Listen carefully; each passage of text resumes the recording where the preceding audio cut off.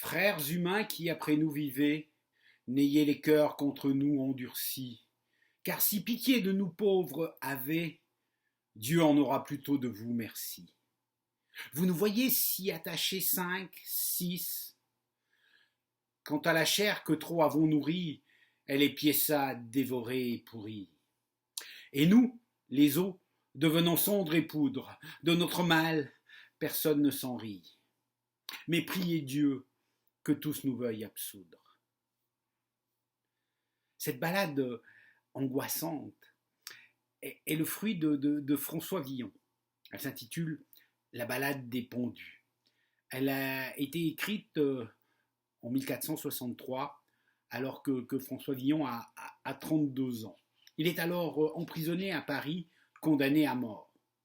Et oui, parce que jeune étudiant, indiscipliné mais très doué, François Villon sera peut-être le poème, on peut être considéré comme le premier poète maudit de la littérature française, bien avant les maudits du XIXe siècle.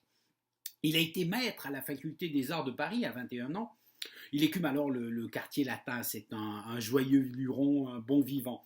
Mais malheureusement, à 24 ans, il tue un prêtre dans une rixe. Il doit alors fuir Paris. Quelque temps plus tard, amnistié, il va pouvoir revenir dans les murs, mais ce sera pour une courte durée, parce qu'un cambriolage le jette à nouveau sur les routes. Il va trouver alors refuge chez le prince poète, que nous avons découvert il y a quelque temps, Charles d'Orléans. Il va rester à Blois avec lui pendant une certaine période, mais il ne réussira pas à faire carrière. Il va alors se mettre en errance sur les routes de France et un beau jour rentrer de nouveau à Paris. Mais là encore une fois, il se fera arrêter et il est alors condamné à la pendaison. Nous sommes donc en 1463. Et c'est certain de finir sur la potence qu'il écrit ces vers déchirants. Par contre, il ne mourra pas sur la potence. Sa peine va être commuée en bannissement de 10 ans. Mais c'est là qu'on va perdre sa trace.